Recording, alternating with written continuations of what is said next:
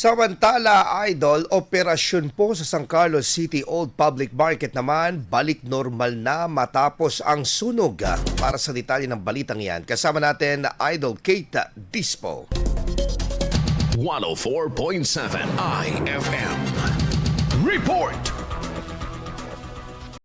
Mga idol, matatandaan na naunang naitala dito sa San Carlos City ang sunog at noong Abril at 30 lamang ay naitala ulit ang panibagong sunog dito sa San Carlos City sa second floor sa kanilang pamilihan. At narito tayo ngayon upang siyasatin at tanungin ang kalagayan ng mga vendors at ng mismong pamilihan ngayong araw ng Mayo 7. Balik normal agad kinabukasan ang operasyon ng mga manlalako sa Old Public Market matapos tuluyang maapula ang ikalawang sunog na sumiklab sa lugar. Ayon kay Melinda, isang pharmacist sa pamilihan, panatag na umano ang kanilang kalooban sa kasalukuyan. Ikinuwento niya na noong kasagsagan ng sunog, agad nilang isinalba ang kanilang mga panindang gamot at iba pang produkto na isiniksik sa mga sako kahit pa posibleng mabasag ang mga ito.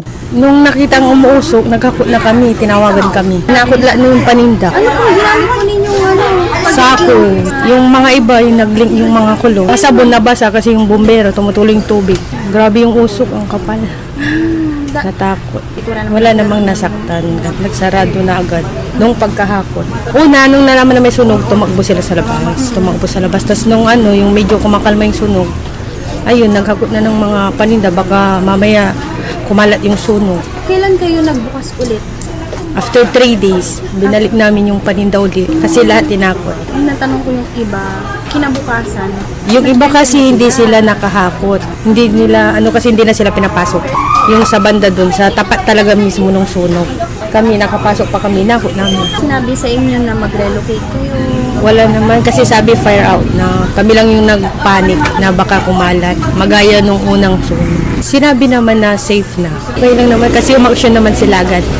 Mga idol, narito tayo ngayon sa isang auditorium na katapat lamang ng pamilihan ng San Carlos City na kung saan ay nasunugan sa second floor. Ngayon, itong bahagyang ito ang bahagi ng napag-evacuate ng mga manlalako kasama ng gilid ng kalsada. Hindi na rin nila naisip kung ito ba ay mananakaw. Dala na rin ang kaba at panik noong araw na may nasusunog. Ang ilan sa mga vendor ay pansamantala rin lumipat sa likurang bahagi ng kasalukuyang pamilihan. Ayon sa Bureau of Fire Protection, patuloy pa rin ang kanilang investigasyon upang matukoy ang sanhi ng sunog. Wala rin umanong naitalang nasugatan o nasawi sa insidente. Sa ngayon, nag-conduct tayo ng initial investigation the previous days na sa ngayon hindi pa namin pwedeng disclose kung saan, but we gather evidences for laboratory tests at sa ating national headquarters. Wala namang naitalang insidente na nasaktan o namatay sa sunog na naganap noong April 30 sa ating Old Public Market.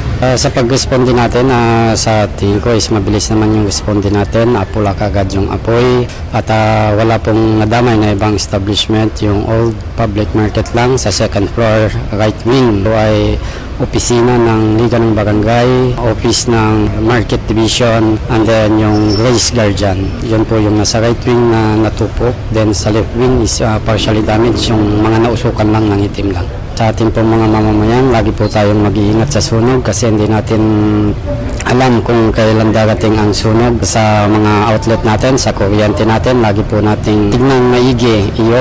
Pag hindi na kinakailangan, alisin, iyan plug. Para panatilihin din natin malinis yung kapaligiran natin kasi isa din po yan na nagkukos ng sunog dahil sa kapabayaan. Sa kasalukuyan, hinihintay pa ng IFM News Dagupan ang opisyal na pahayag mula sa lokal na pamahalaan kaugnay na naturang insidente.